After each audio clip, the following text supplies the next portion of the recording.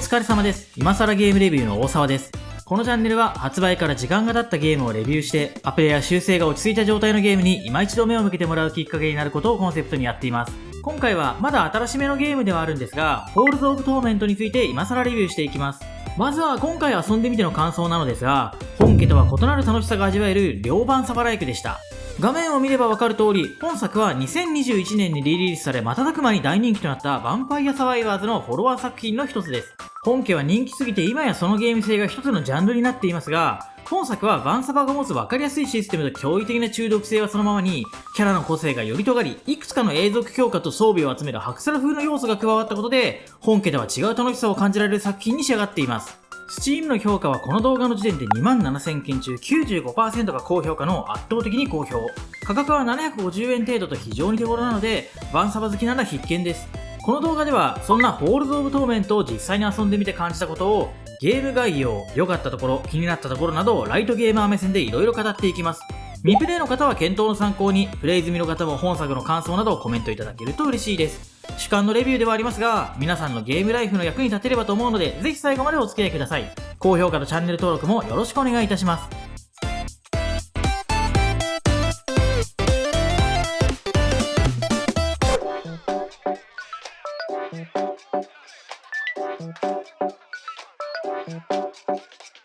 では、まずは本作の概要から紹介していきます。ホールズ・オブ・トーメントは2024年9月に発売されたローグライクアクションゲームです。ゲームの目的は全方位から滝のように迫り来る敵から30分間生き延びること。操作はキャラの移動と攻撃だけど非常にシンプルなんですが、レベルアップでキャラをいろんな方向に成長させられて、その選択の積み重ねでキャラがどんどん強くなり、毎回異なるプレイ感が楽しめるというリプレイ性が非常に高い作品です。さっき名前を出しましたが、要はヴァンパイアサバイバーズにオリジナルの要素を付け足したような作品ですね。本作の主な特徴は、キャラごとに攻撃手段が全然違って、選ぶキャラによってプレイ感がガラッと変わることと、兜や鎧といった装備品を中心に永続強化のやり込み要素が豊富に用意されていること。敵の攻撃が結構多彩で、ただ迫ってくるだけじゃなくて、遠距離攻撃とか死に際に爆発するやつとかいろんな方法で攻めてこられるので、敵を倒しつつ攻撃を避けつつという軽い弾幕シューティングみたいな緊張感も楽しめます。また、敵を何体倒せとか、この能力で何ダメージ与えろみたいなクエストが多数用意されていて、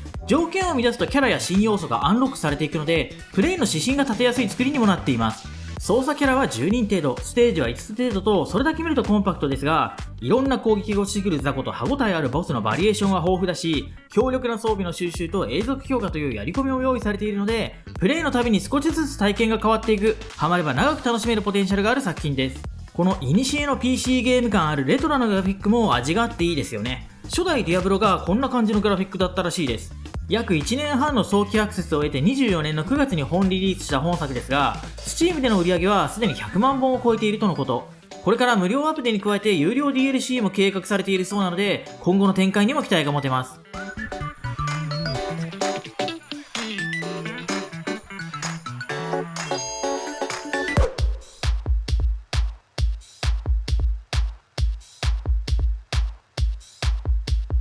では、ここからは本作の良かったポイントを紹介させてもらいます。最初にいいなと思ったのは、新鮮な戦いが長く楽しめるビルドの幅広さです。先ほど言った通り、本作の操作キャラは10人程度いるんですが、まず全員が全員全く違う攻撃手段を持っています。扇状の近接攻撃をするキャラや、3本の矢を放つ遠距離攻撃をするキャラ。威力は超高いけど、複数に当てるとダメージが分散する魔法攻撃とか、敵を追跡する悪霊を召喚したり、連続してダメージを与える火炎放射を撃つキャラなどなど。そんな感じでどのキャラも個性が立っているんですが、使いやすい、使いにくいみたいな極端な格差は感じなくて、私は好き嫌いなくどのキャラを選んでも楽しく戦うことができました。またそういうキャラ固有の基本攻撃とは別の攻撃手段として、ランダムに雷を落としたり鉄球を振り回すとかの強力なアビリティが10種類以上用意されています。アビリティは6種類まで付けられて成長もさせられるので、基本攻撃や各種ステータスの成長も含めて、どのキャラにどのアビリティを合わせてどのステータスを伸ばすかっていうようなビルドの幅が非常に広いです。さらに本作には大きな特徴として装備品の概念が存在します。これは永続強化の一種なんですが、兜や鎧といった装備品を RPG のように8部位につけるシステムがあって、これがビルドの幅をさらに広げてくれるんですね。装備は敵が落とす宝箱から入手できるんですが、入手後にエリア内にある井戸に投げ込むと1回のランにつき1つだけ拠点に持って帰ることができます。で、一度持ち帰った装備はそれ以降自由に使えるようになるので、以降の戦いを有利に進められるようになるんですね。装備は基本的に強力なので、いい装備を見つけて持ち帰るというのもプレイの大きな楽しみの一つになっています。まとめると、どのキャラも個性が立っているから選ぶキャラによって毎回違う感覚のプレイが楽しめるし、そこに最大6つまでアビリティをつけられるし、伸ばすステータスによるプレイ感の変化も相まって、毎回新鮮な気持ちで楽しむことができます。さらに装備収集やクエスト攻略、永続強化というやり込みも用意されているので、繰り返し遊ぶモチベーションもとても長く続きます。どのキャラでどんなところを伸ばしていっても十分戦っていけるので、遊ぶたびに今までやったことない組み合わせを試してみようっていう気になって、で、実際やってみるとそれが新鮮で、そこがすごく楽しかったです。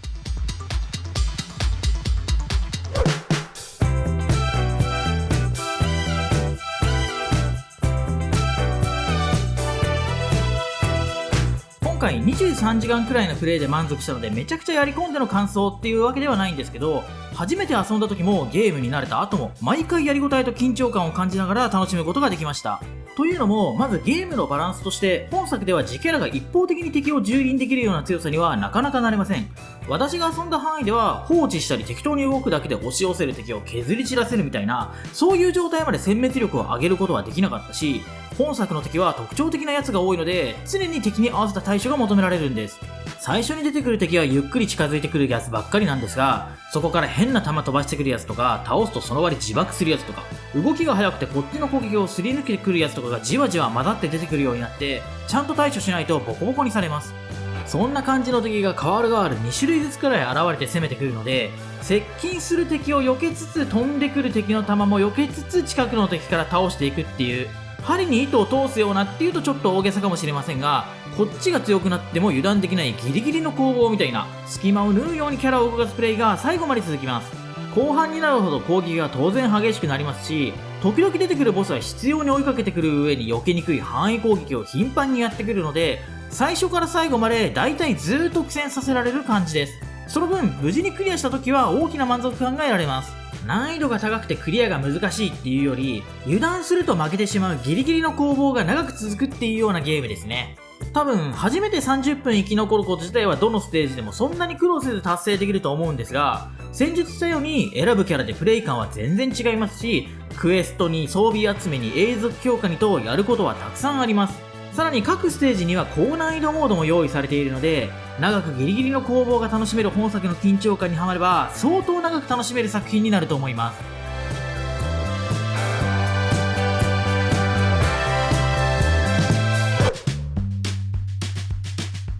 では本作を遊んでいて気になったところも一つだけ話させてもらいます。明確な欠点というより、プレイヤーがこのゲームの面白さに気づくことの邪魔になってるなって思った部分なんですが、このゲーム各種ステータスを伸ばすことで何がどのくらい強くなるかが分かりにくいんですよ。ステータスはいろいろあるんですけど、例えば攻撃速度とかクリティカル確率だったら読んで字のごとくですよね。ですがエリアとフォースっていうステータスは何が強くなるのか名前だけじゃ分かりません。それらを成長させた時に目に見える変化があれば、ああこうなるんだなって理解できるんですが、このゲームコツコツじわじわキャラが強くなっていく感じなので、1回2回ステータスを上げたくらいじゃ強くなったことを全然体感できないんです。同じステータスを繰り返し成長させることでなんとなく強くなってるなっていう実感は得られるんですが、具体的に成長前と後でどれくらい強くなったのかっていうようなその差をなかなか感じることができません。なのでこのステータスを上げるとここが強くなりますよみたいな説明をもっと充実させてくれると個人的には嬉しかったなと感じました。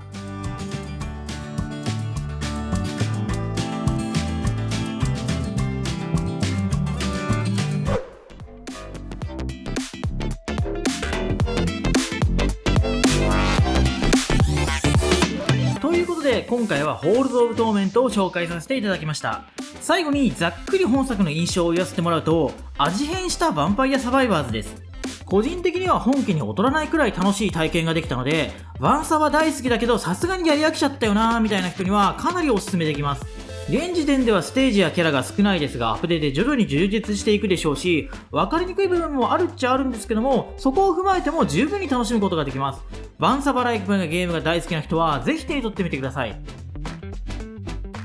このチャンネルは発売から時間が経ったゲームを今更レビューすることで、発売当時に見逃したりプレイを見送ったゲームに目を向けるきっかけになることをコンセプトにやっています。ここれからも発売から時間が経って修正やアップデが落ち着いたゲームをライトゲーマー目線でレビューしていきますので、ぜひチャンネル登録、コメント、高評価よろしくお願いいたします。最後までご視聴ありがとうございました。次回の動画でまたお会いしましょう。お疲れ様でした。